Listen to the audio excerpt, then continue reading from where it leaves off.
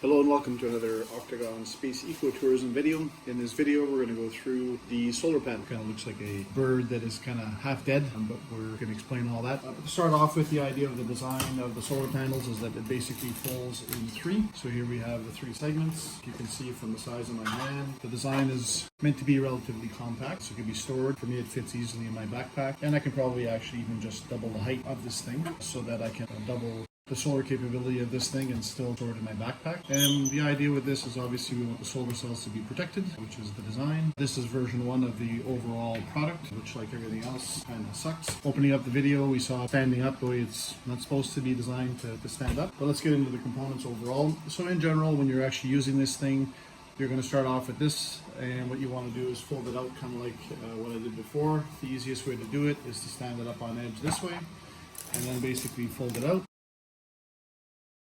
And when we have it folded out this way here, we have these sliding legs, which I've shown in earlier videos as this thing was coming together.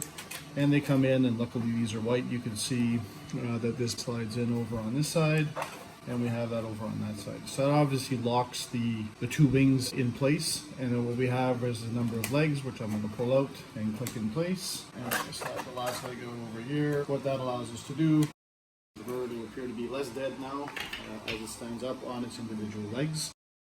And here we have it. So overall, there's going to be, I'm going to add in a couple of extra legs on either side so that this stands up. And what we've had is the PLA, as I predicted and stated probably in earlier videos leading up to this final assembly. The sun, this has actually been used, and the sun has actually melted the plastic and deformed it. In an earlier video, you're going to see that I've actually got white legs, and these have been completely deformed by the sun. But if I basically support this overall, and if we move to V2 of the design, which will solve a lot of the issues with this current design, we're going to see that the overall plastic melting shouldn't cause that much of a problem. Obviously, if the sun deforming these things did it to a point where these hinges no longer worked anymore, then we would have a problem. But overall, we've got a few things that we need to do, but overall, the design, I'm going to consider it a success, definitely for V1 and maybe a V2 as a final product. So if we come back and we flip this thing back on its side, we're going to see that it's made out of a whole bunch of different segments, as I've said before. And even now, when we look at this thing and we start to basically pull these things, you can see that they're not going to lock. So on this version, I can actually put in some square panels that'll click in here to try to give, so that these things can't pull apart. And I see that it's a symptom throughout the whole thing. But, this thing stays stationary. It's not designed to provide any water or weather protection to anybody. And basically we have something that has worked. I've actually charged the batteries. Still have some work to do on the solar charger enclosure. Namely, actually I want to add 4 additional legs to give some support to the inside. Just like this, I want to add a couple of other legs on the outside over here. Minor design changes just to basically make this a little bit more practical.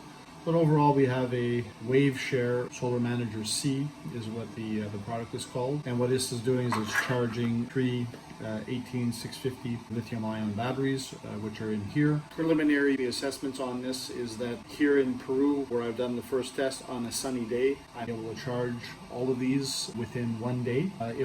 Whatever device I have, if it'll run on 3 of these things, I'll need it to last 12 hours. I'm going to have to double up on this at least in order to do that, or take 2 of these things to charge 1 of these, and hopefully it'll half the charging time.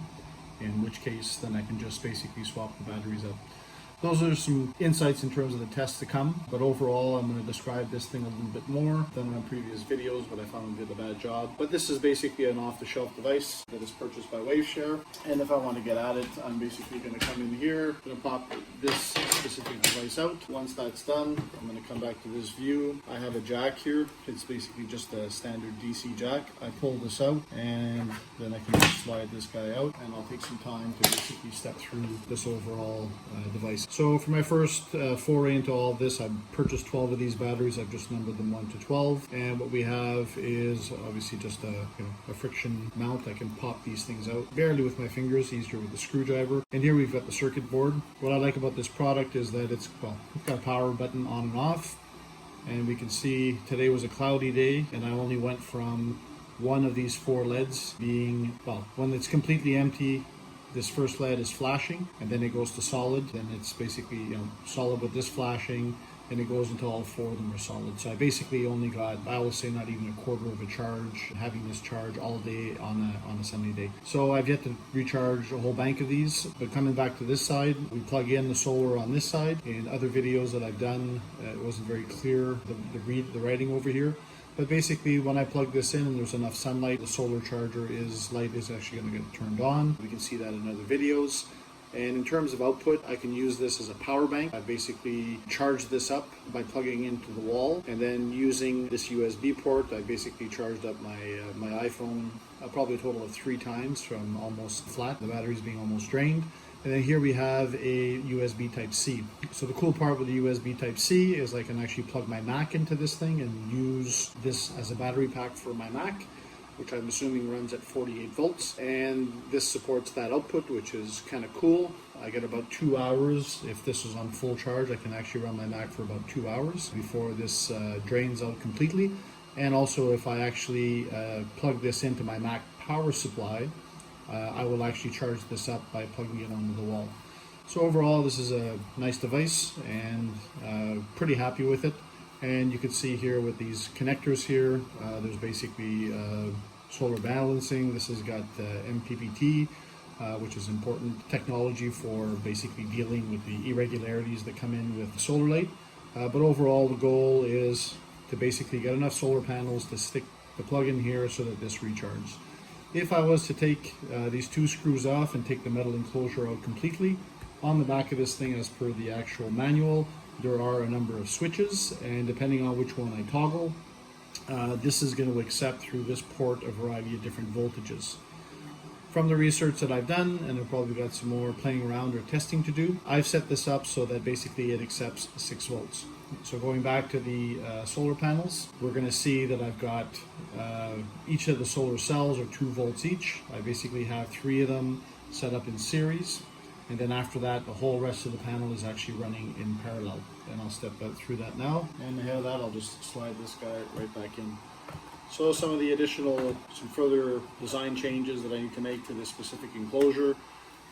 I got a little button here so that this thing here doesn't, just kind of fall out all the time, but it doesn't click in that well. I actually have to cut this out and put in a light pipe so that we can see the LEDs better. I'll do that on another version. And as I mentioned before, in order to provide support, I'm going to basically put 4 legs on every corner so that to supplement these 4 legs.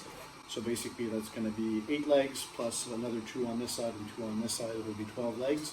And the idea is, once again, we don't want to change our plastics from PLA to something else. In order to get away from PLA, the idea is just to basically work around the shortcomings of 3D printing in general and PLA. So very important, I actually didn't slide this thing in completely because I got to pull this guy up. Then I pull it in. Now that's it, and that locks it in. At some point in time, I'll take this thing apart, probably in a later video. But the important part for right now is we'll just close this guy up. Once again, this has actually got another one of these buttons that is supposed to make it clip. It clips in a little bit, but it doesn't hold on very strongly. So coming back to the overall layout of the solar cells, and I'm going to come in and come on top. What we have, and I've explained this in previous videos, is I have 1, 2, 3 cells providing 6 volts. Then I got that repeated basically 4 times. And then I have it again, 1, 2, 3. I've repeated another 4 times. All of these things are hooked up in parallel, so I stay 6 volts, but what I'm doing is I'm upping the amperage from the milliamp range to hopefully something closer to an amp. And then after that, I'm repeating this on this side of the solar panel. So this left-hand side is a mirror image to the overall right-hand side. So with that being said, I'll just kind of wrap up this as an introduction video that has several components into it in terms of how I got to where I am now. But the important part is put this guy back up here, pull the legs in, and then after that I can basically close this guy up and basically pull my legs down, and I've got myself a portable solar panel that I can use to charge up a power pack. The idea is once this is closed up, the cells are actually protected. So these little clips will actually touch plastic on plastic ideally. But even if it's this plastic on these cells, we're not going to scratch the epoxy. Scratching the epoxy by itself isn't necessarily detrimental. Eventually, if you scratch them too much, the sun's not going to get through, and each of the cells are going to lose their efficiency. So that's an overall high-level introduction to the product. Thank you very much for your attention, and we'll catch you in the next video.